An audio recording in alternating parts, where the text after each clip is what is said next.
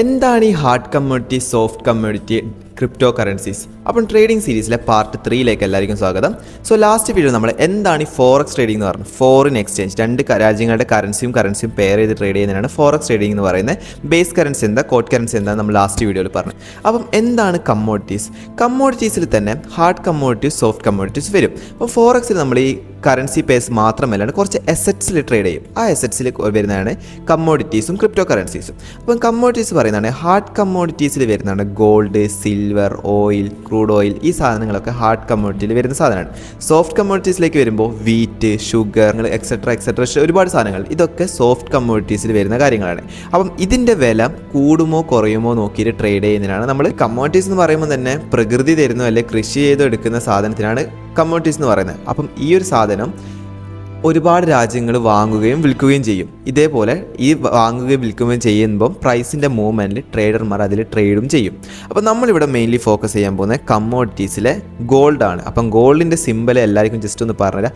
XAUUSD, ഇതാണ് ഗോൾഡിൻ്റെ simple. And സിൽവറിലേക്ക് വരുമ്പം XAGUSD.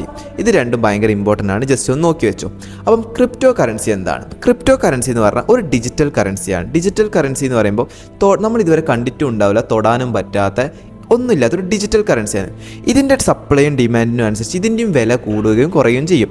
ഈ കൂടുന്നതും കുറയുന്ന സമയത്ത് ബൈയും സെല്ലും ചെയ്തിട്ട് പ്രോഫിറ്റ് ഉണ്ടാക്കുന്നതും അല്ലെങ്കിൽ ലോസ് ആക്കുന്നതും ക്രിപ്റ്റോ കറൻസിയും ഒരു അസറ്റാണ്. അപ്പം എന്താണ് ഫോറക്സ് ട്രേഡിംഗ്? രണ്ട് രാജ്യങ്ങളുടെ കറൻസിയും പെയർ ചെയ്ത് ട്രേഡ് ചെയ്യുന്നത്. എന്താണ് കമ്മോഡിറ്റീസ്? പ്രകൃതി തരുന്ന അല്ലെങ്കിൽ കൃഷി ചെയ്തെടുക്കുന്ന കമ്മോഡിറ്റി സാധനങ്ങളാണ് കമ്മോഡിറ്റീസ്. എന്താണ് ക്രിപ്റ്റോ കറൻസീസ് പറഞ്ഞു കഴിഞ്ഞാൽ ഡിജിറ്റൽ കറൻസി.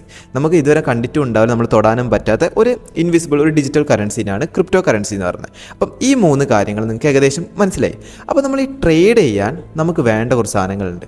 നമ്മളിപ്പോൾ എന്തൊക്കെയോ മനസ്സിലാക്കി, പക്ഷേ ഇതെങ്ങനെ ട്രേഡ് ചെയ്യും, ഇതുകൊണ്ടെങ്ങനെ നമുക്കെങ്ങനെ ലാഭം, ഇത് എവിടുന്ന് ട്രേഡ് ചെയ്യുന്നൊക്കെ ഒരുപാട് ക്വസ്റ്റ്യൻസ് വരും. അപ്പം എങ്ങനെ ട്രേഡ് ചെയ്യും?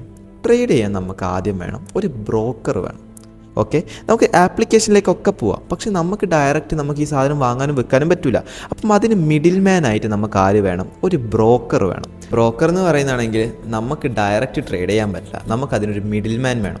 മിഡിൽ മാനിനെയാണ് നമ്മൾ ബ്രോക്കറായിട്ട് ചൂസ് ചെയ്യുന്നത്. ബ്രോക്കർ എന്തിനാന്ന് പറഞ്ഞാൽ നമ്മൾ ബ്രോക്കർ ത്രൂ ആണ് ട്രേഡ് ചെയ്യുന്നത്. നമ്മുടെ കയ്യിലെ പൈസയൊക്കെ നമ്മൾ ഒരു ബ്രോക്കറിൻ്റെ അണ്ടറിലാണ് നമ്മൾ ട്രേഡ് ചെയ്തുകൊണ്ടിരിക്കുന്നത്. അപ്പം ബ്രോക്കറിൽ തന്നെ നമ്മൾ ശ്രദ്ധിക്കേണ്ട കുറേ കാര്യങ്ങളുണ്ട്. A book broker, B book broker, എങ്ങനെ ഒരു നല്ല ബ്രോക്കറിനെ തിരഞ്ഞെടുക്കുക, ഇങ്ങനെ ഒരുപാട് കാര്യങ്ങൾ നമ്മൾ ബ്രോക്കറിൽ തിരഞ്ഞെടുക്കേണ്ട ശ്രദ്ധിക്കേണ്ട കുറേ കാര്യങ്ങളുണ്ട്.